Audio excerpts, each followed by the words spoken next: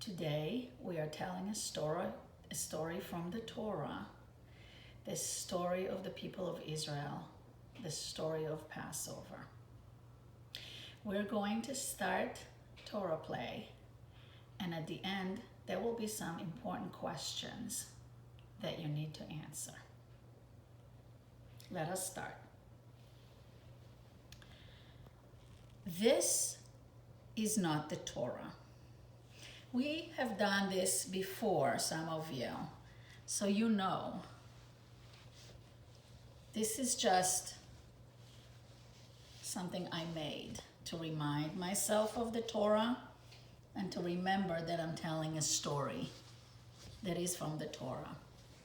I would never put a Torah on the floor. The Torah would have some letters, Hebrew words on it. The Torah is so special for the Jewish people. It tells us stories of our history, of the people of Israel. It tells us stories of God, of the land. It tells us stories of how to behave and what to do best. Before we tell a story from the Torah, we say a blessing. I will say it first, and you can repeat after me.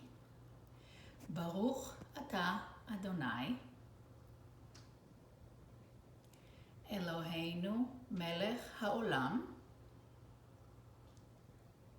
asher kidashanu b'mitzvotav, v'tzivanu la'asok b'divrei Torah.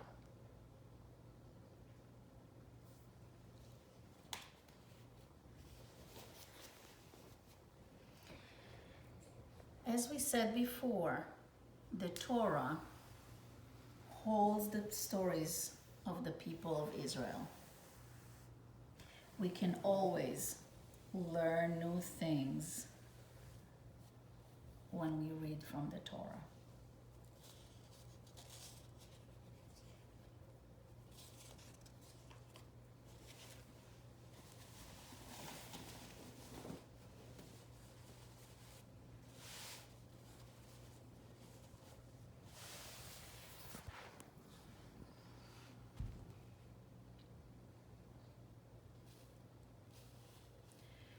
The desert is an amazing place.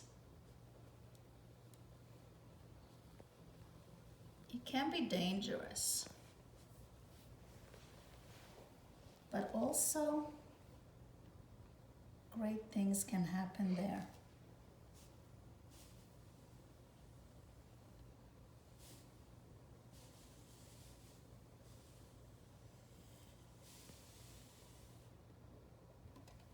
There is very, very little water in the desert. And without water, people cannot live. There is very little food in the desert. And without food, people cannot live. When the wind blows, it changes the shape of the desert.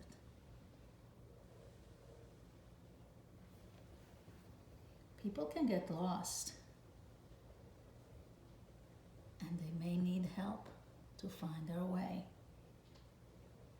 It takes courage to go into the desert. The desert can be a dangerous place, but the desert can also be an open, clear place, and great things can happen there.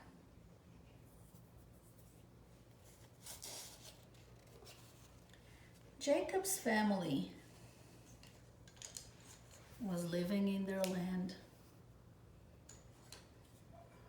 Canaan. But the rain did not come. The crops had no water, so they could not grow.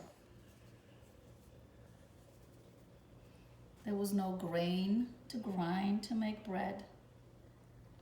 Everyone was hungry. The children cried in their sleep. So their mothers and fathers decided to go south to where there was food. They had to go, even though it had to be across the desert.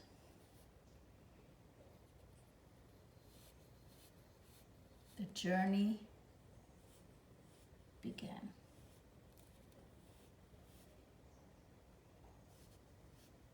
It was hard in the desert, but they had to keep going. The sand was hard to walk in. It was very hot, and there wasn't much water, but they had to keep going towards the land that's called Egypt, Mitzrayim. In the land of Egypt, there was a king named Pharaoh. And when Jacob's family came into the land of Egypt, they were welcomed with food and they were given a place to live. As time passed, the family grew. More people were added to the family. They had more and more and more children, and they became the children of Israel.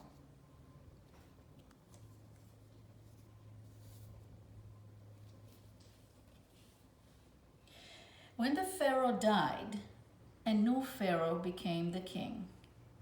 And the new Pharaoh didn't know Jacob's family. The new Pharaoh trapped the children of Israel. They could not go home again. They had to do what the Pharaoh said. They had to get up when the Pharaoh said. They had to go to bed when the Pharaoh said. They had to eat when the Pharaoh said. They had to do the work that the Pharaoh said. They had to do everything the Pharaoh said. They were slaves.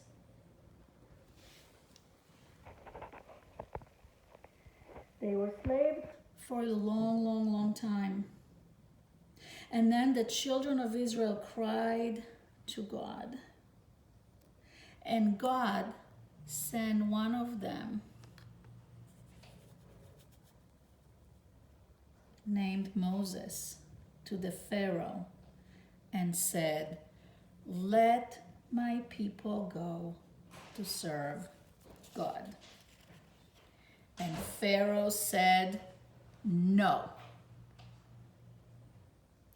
And Moses went back many times to tell the Pharaoh to let his people go. But the Pharaoh kept saying no. God made many strange and unpleasant things happen in the land. But the Pharaoh still continued to say no. 9 times terrible things happened. And the Pharaoh still said no. The strange and unpleasant things didn't happen in the home of the children of Israel. And then a 10th terrible thing happened in all the Egyptian homes, but not in the people of Israel's homes. They followed God's directions to make their houses, and their houses were skipped, passed over, so nothing bad happened to them. Pharaoh finally called Moses and said to him, "Moses, leave Egypt now, you and all the children of Israel with you. Go serve God, and please ask for a blessing for me too." The children of Israel began to hurry to take everything and to get ready. They packed all that they could carry, and they quickly made dough, and they baked it in the journey. But there was no time for the bread to leaven and the dough to swell up, to get big and fluffy like bread. It was flat. It was matzah.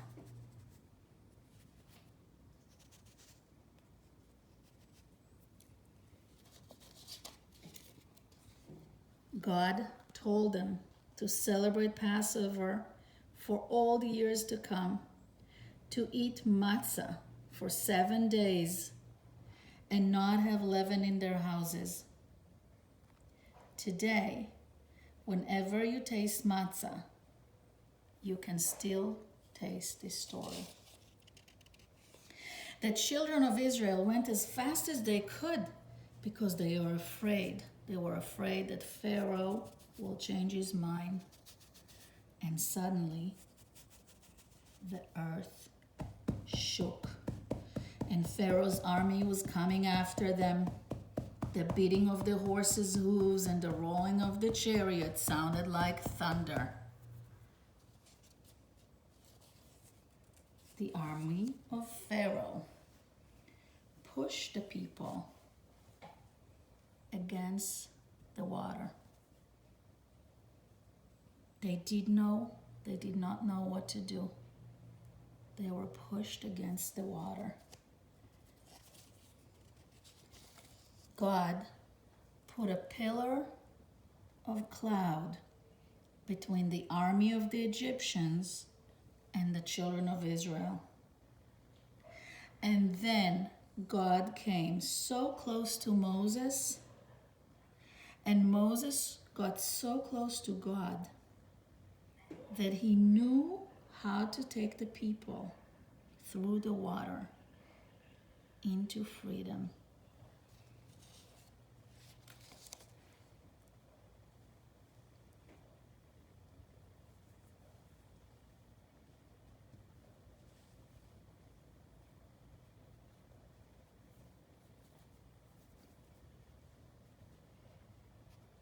This one was so scared, he could barely move.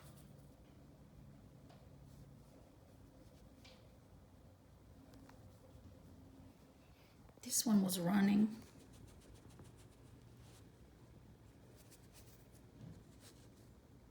This one is happy.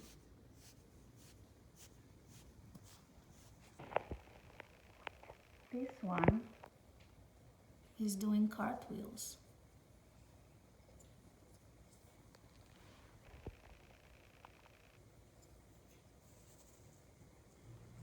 This one saying, "Yuck.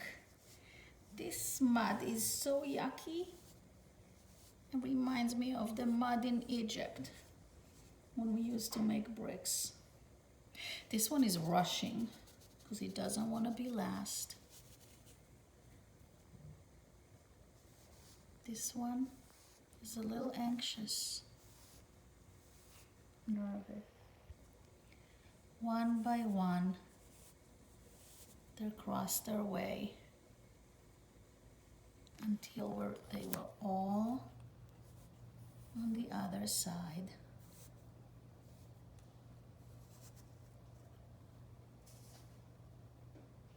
When all the people were safe on the other side, the water closed behind them. And they were free.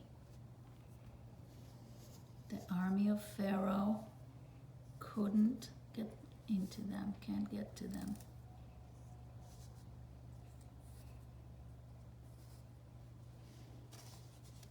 Now all the children of Israel were free free on the other side.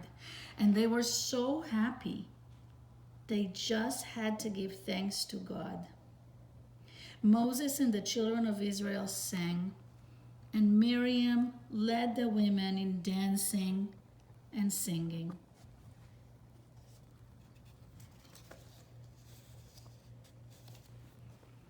Now they were free to serve God. In 7 weeks, which are 49 days, they would all come to Mount Sinai to receive the Torah.